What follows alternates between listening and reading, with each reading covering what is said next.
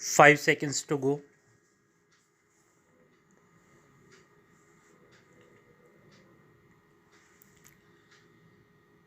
Start. We have been wanting more uranium for our nuclear plants. We have gone to other countries and everybody says yes, they sympathize with us, but that we must get the Americans on board.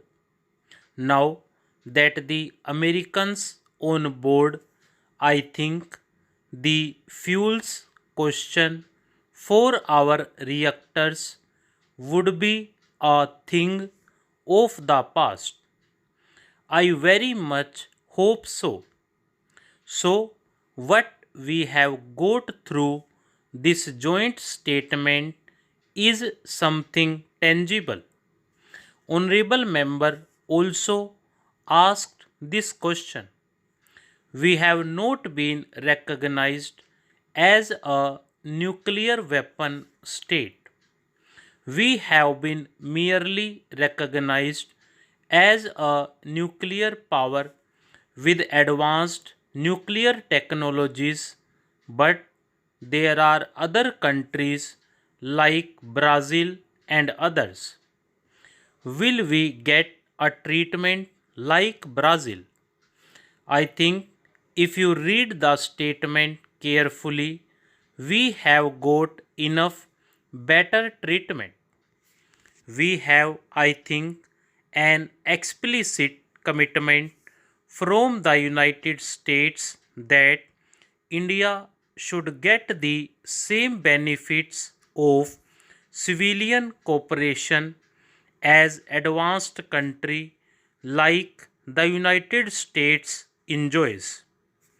So I think that itself should provide an effective answer to the extent of opportunities and possibilities that are now on the horizons.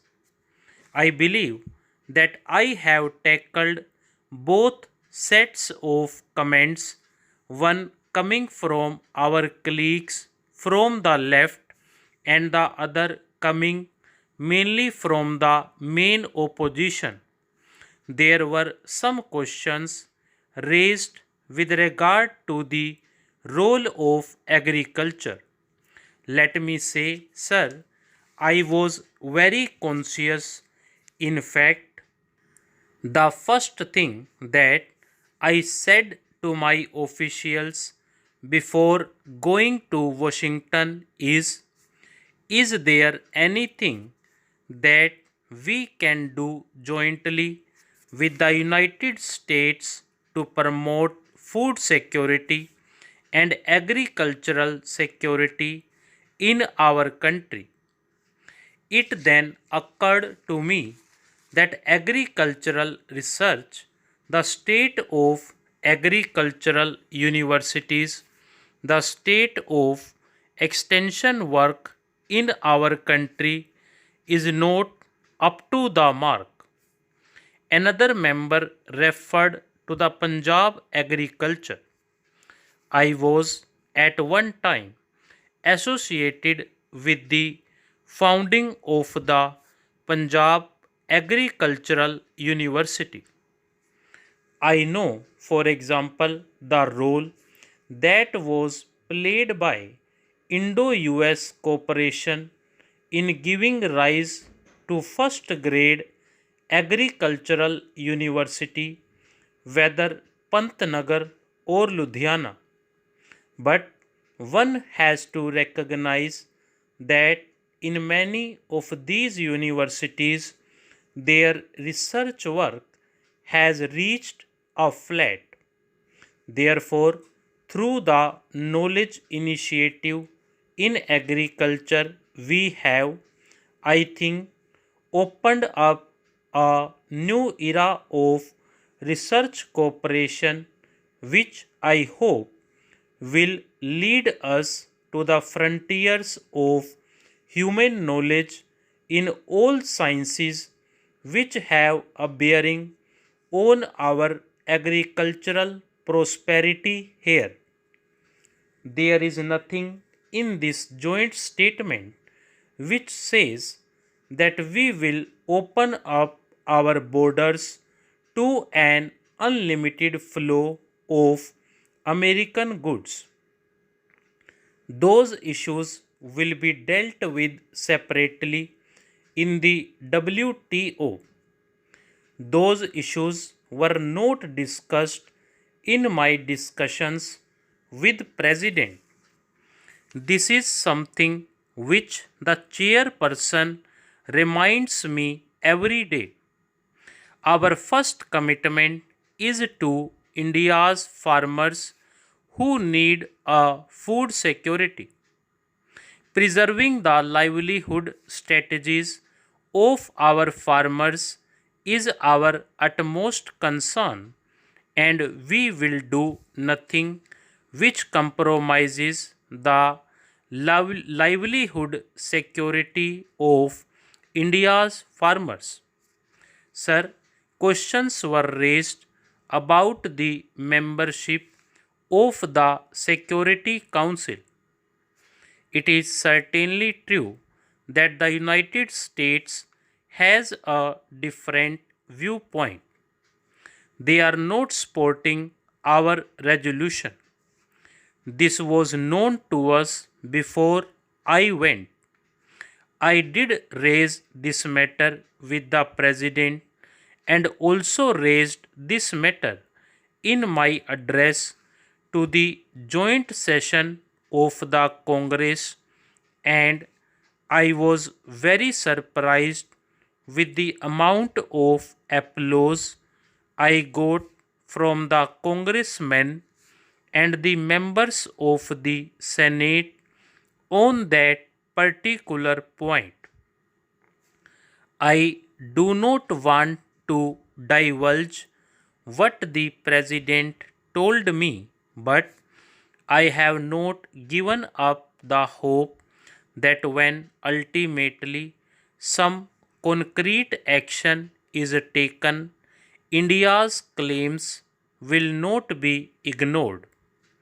In this joint statement, you have a statement attributed to the President himself that the international system must adapt itself to the rise of India's growing power. So I think we are not there right now, and it is wrong on my part to claim that we have the US support, but I think when the time comes, I have reasons to believe India's claim can no longer be ignored. The other thing, sir, it is certainly true that there is a great support and respect for India not only in the United States but elsewhere in the world because we are a functional democracy. Wherever I went, whether to the Congress, to the Senate Foreign Relations Committee, to the House of Representatives International Relations Committee, people applauded the fact that we are a functional democracy with all our complexities, with all our diversities. What is that we have agreed? We have agreed that the United States and India would, in their respective spheres, help those countries which want that help. There is no imposition, there is no question of our, for example, being forced to be a partner in any act of aggression against any other country, and there is no question that we will ever entertain even that sort of thought to our mind. But we have high-tech program of our own. Sir, our election commission is respected all over the world. Stop.